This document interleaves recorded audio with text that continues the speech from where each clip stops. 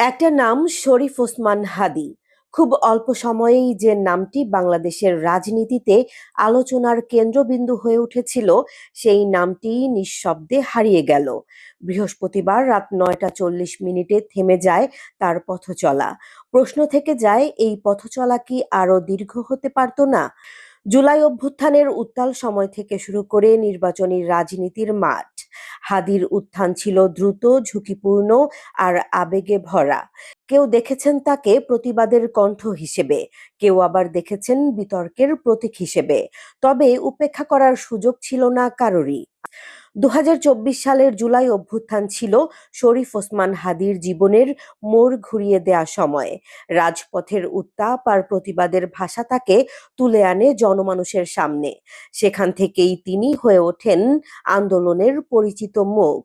অভ্যুত্থান পরবর্তী সময়ে হাদী গড়ে তোলেন রাজনৈতিক সাংস্কৃতিক প্ল্যাটফর্ম ইনকিলাব মঞ্চ।